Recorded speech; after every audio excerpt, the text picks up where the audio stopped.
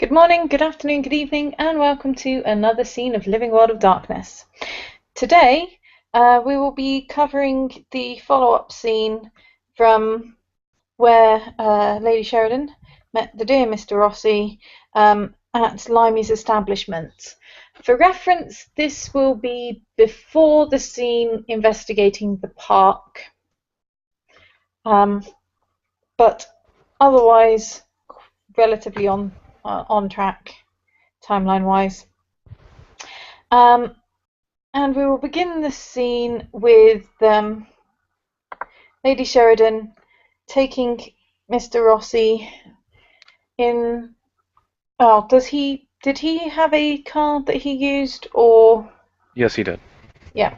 Well, in that case, she will probably give the directions to his driver, because she usually uses a car service. So rather than have them take two cars or his driver have to follow or whatever, it's easier just using his. All right.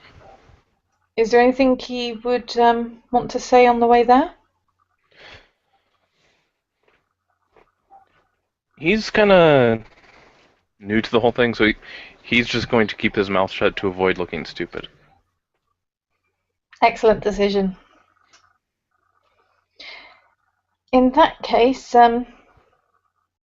Lady Sheridan will allow him the time to have a bit of a think on the way to her place, which, for reference, looks rather like this. And Not bad. once they get inside, they'll be in a room that is something like this, which is one of her two living rooms. But yes. Once inside, and the driver presumably parked up outside somewhere nearby, she will actually ask you, would you prefer your driver to wait inside? Um, he can stay outside. Okay. And she will head inside. You might notice the slight lack of any signs of anyone else being there, which most people probably wouldn't notice, but I'm not sure quite how used to servants Mr Rossi is or not. There's no signs of anyone else being in the house at all. And she'll lead him through to the sitting room and take a seat and gesture for him to do the same. And Toll's the opposite of her, so it's easier to look each other in the face while they talk. So, you told all of us that your sire sent you here. Yes. Did she give you any directions as to who to contact, where to go? Funny thing is, she really didn't. I see. So I was Did he give you any thinking. particular reason for coming here? No, she usually doesn't tell me anything. It's really weird. Like, she'll tell me the rules of our clan, the rules that I have to live by as far as the Camarilla goes, but outside of that, I get nothing. I see. One of the other kindred I met last night, was it last night? Met at the club, said It would have that. been earlier the same night, is how I thought it was probably best to do it, because she did leave Yeah, with Mr Rossi. So out of character, I was like, oh, that was last night. yep, that's okay. I just thought I'd clarify there. So one of the other kindred. Said she must hate me for sending me here with such little instruction. Well, it is possible.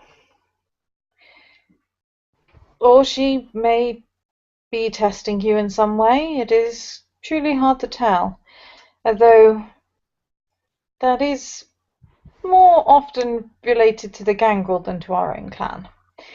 Um,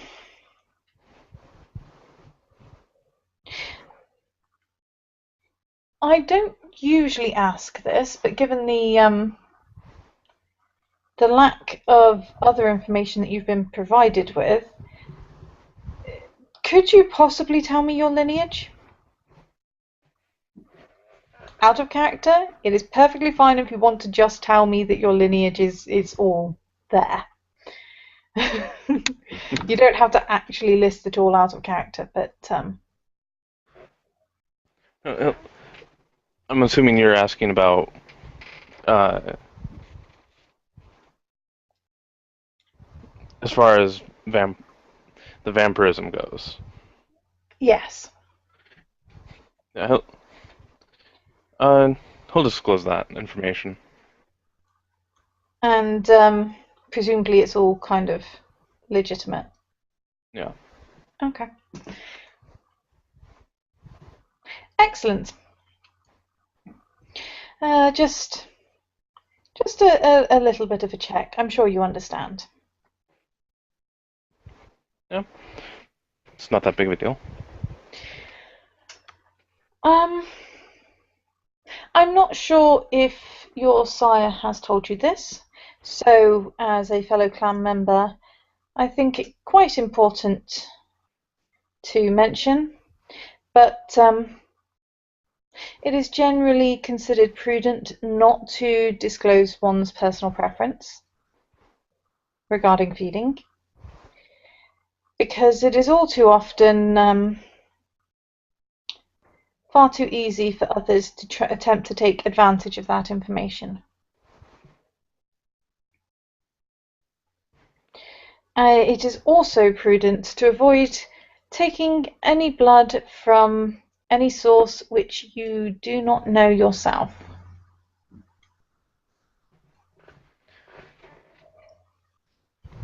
Because there might be something in it. Quite possibly. I'll take note of that. Has your sire discussed ghouls at all? In only a little bit of detail. Um, I wasn't told exactly how they work, but I know you have to give them. They're just humans that you give kindred blood to, and it gives them some small amount of power. It also ties them to you through the effect of the blood bond. She spoke of that as well. It is not only humans that can be affected by ingesting the blood of other kindred. So, as I said, it is prudent to be aware of where blood might be originating from.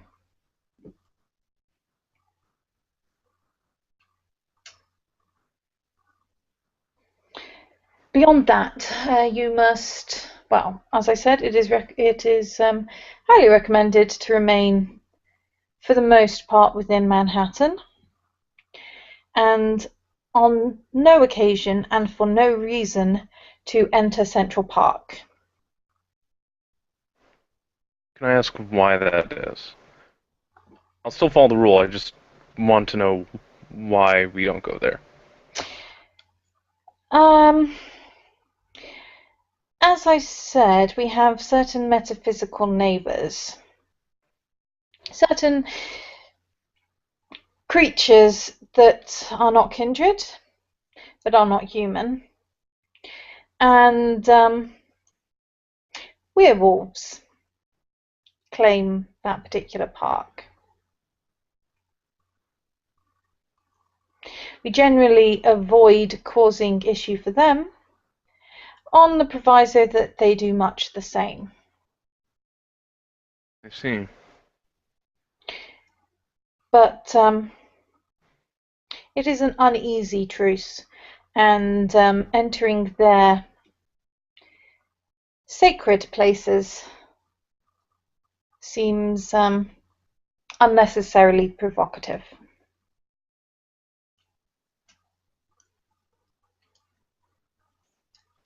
Okay.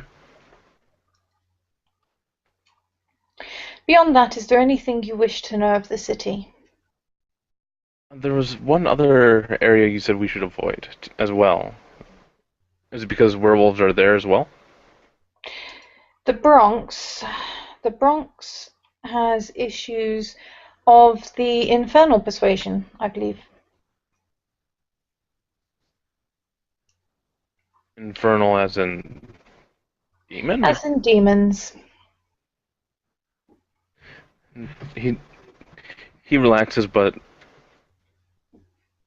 you can see it's a little hard for him to believe, but after a moment he just kind of like shrugs it off like maybe a few months ago he didn't even think vampires were real. So As I said, so I would demons recommend and avoiding. werewolves aren't that much of a stretch anymore. Yeah, as I said, I would recommend avoiding them. Yeah. I myself have yet to meet any werewolves or demons, and I fully intend to keep it that way for as long as possible.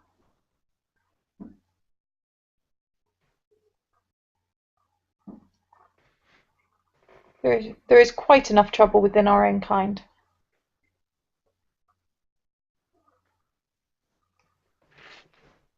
Yeah.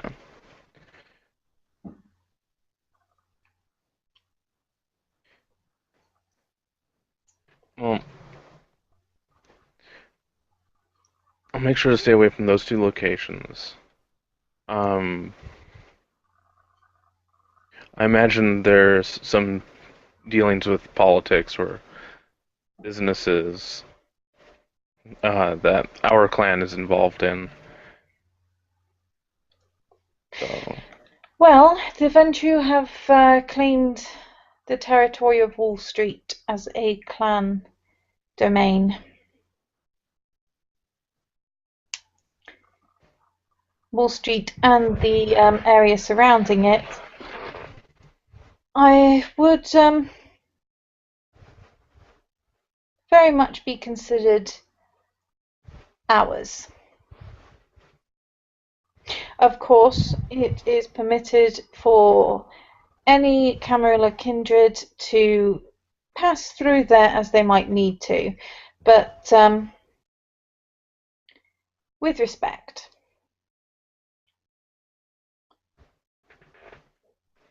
of course.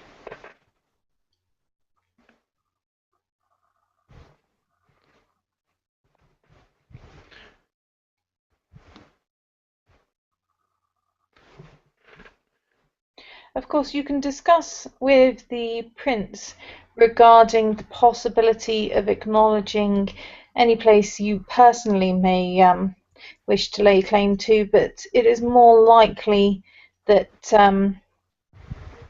that he will honour that request if you are not too close to anyone else's areas of the city. Nobody wishes to feel that their own personal area has been infringed upon after all. Out of That hasn't character, changed you much. out of character, you might note that Lady Sheridan's mansion is not actually within the area of the city that you might expect as being associated with Wall Street. It is the next kind of area over, right nearby, and clearly kind of associated with, but not actually within the shared domain, so to speak.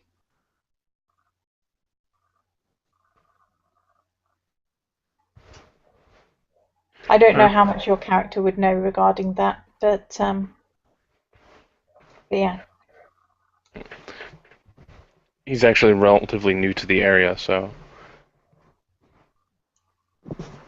he might not know it right away, but he might figure it out. Yep, that's fair enough.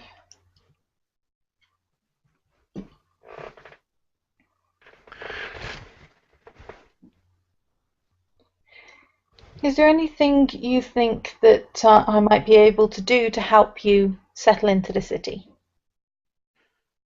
Uh,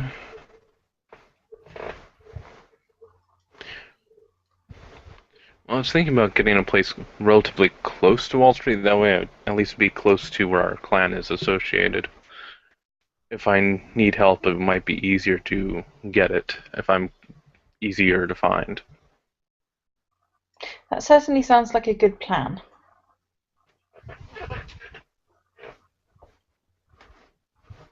And as I said, asking for personal domain within what is considered to be the clan's domain will make it a lot easier for and a lot more likely for the prince to agree to your request. Of course, it is entirely up to his discretion, being the prince of the city, but the odds are always worth considering.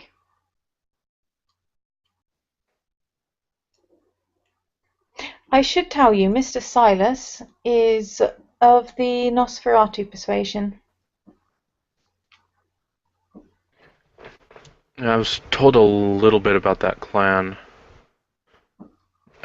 Not a lot because they're, from what I gather, very secretive. They certainly can be. And they have a tendency towards mysterious ways, to one degree or another. This, of course, is necessitated by their particular clan flaw. They have issues regarding their appearance. They do not, or they no longer appear to truly be human. The essence of what they are, what we all are, is immediately apparent with them. Unless they take steps using various abilities of the blood to conceal that. Never assume that the face that you see of a Nosferatu is how they truly appear. Okay. And never assume that anything you might say about a Nosferatu will not eventually and mysteriously reach their ears.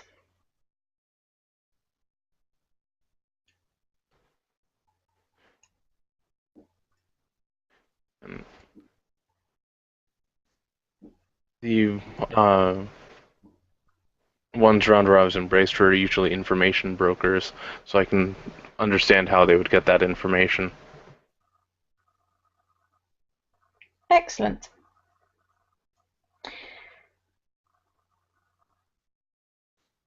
As I said, is there anything else that I can help you with? Beyond that, no, I think I can handle myself after now that I'm here and know more of the layout of the city. Splendid. As you may or may not be aware, there is usually an Elysium on a Friday night. If you would care to come along as my guest, I can arrange to meet you at, say, 11 o'clock, if that's agreeable to you. It most certainly is. Excellent. I must get in touch with Mr. Peck regarding that. I'm sure he's supposed to have posted details by now, but he might be quite busy.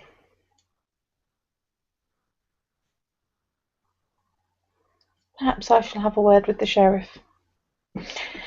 Nevertheless, I'm sure something will be arranged, and if not, I shall absolutely endeavour to find a few people worth introducing you to.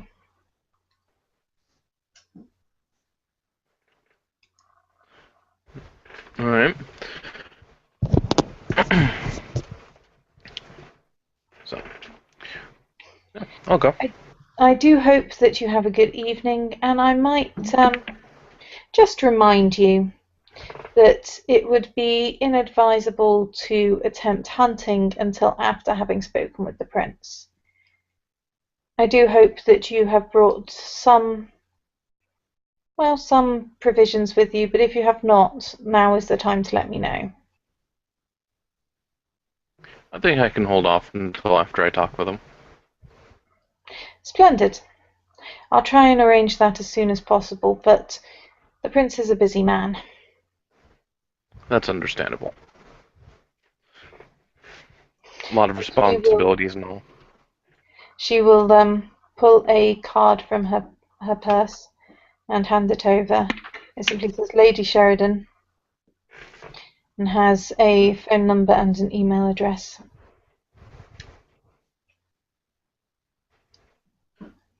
And he puts the card in his wallet and puts it into his pocket. And then pulls out a little notepad and a pen, writes down his name, Celio Rossi, and puts under that his the number to his phone and hands that over to you in case you need to get in touch with me. She'll raise an eyebrow, but she'll take it. Thank you. Do you intend to keep this number for the foreseeable future? If it changes, I'll let you know. Excellent. Shall I show you out? I shouldn't like to keep your driver waiting for too long. Please do. And she will walk him out, and he presumably will get into his car and drive away. And there the scene will end.